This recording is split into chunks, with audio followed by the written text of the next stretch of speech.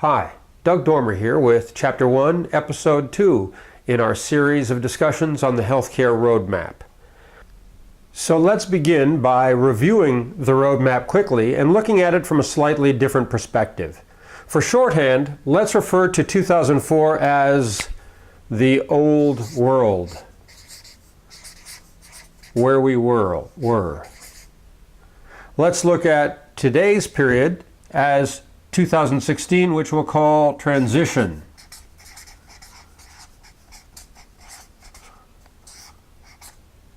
And let's look at the future state of 2026 and just call it that, future.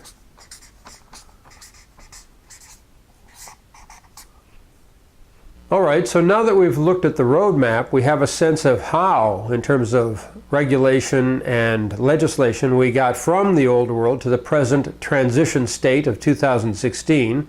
Now let's take a look at the qualitative aspect of that shift from the old world to the transition world.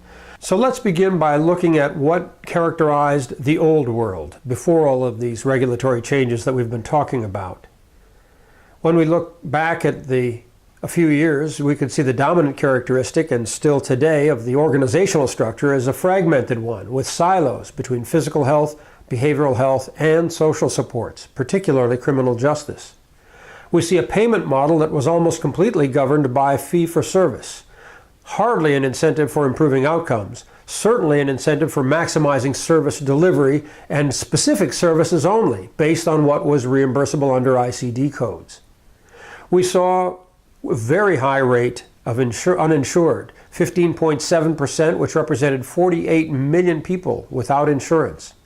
And we saw some, but limited, let's say, and not quite consistent use of electronic health records. Then there's the question of labor efficiency. Healthcare has long been a very labor-intensive business.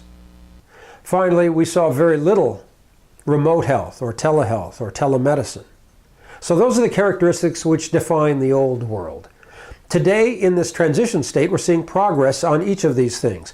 We're seeing the beginnings of collaboration. We're seeing the beginnings of value-based contracting. We're seeing an increase in the rate of people covered by insurance of 20 million people, and a decrease in the rate of uninsured to 8.9%, about 26 million people. And we're seeing an increased utilization of electronic health records and interoperability between electronic health records, although that's a bit of a challenge to determine just how deeply that has penetrated and how effectively it's been penetrated. And certainly we're seeing, with respect to labor, I think we have to say the jury's out.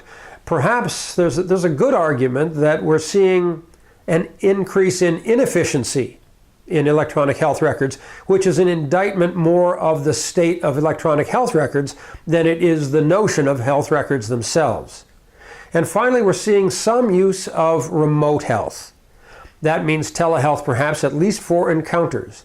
Now, each of these subjects we'll explore further in the next few chapters, but this gives you a sense of where we are today, clearly in a state of transition.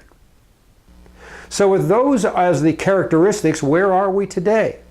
Where are we then in terms of achieving what was the triple aim, which included improving the patient experience, including the population health, lowering the cost per capita, and now adding it a new dimension to make it a quadruple aim, where we talk also about clinician experience.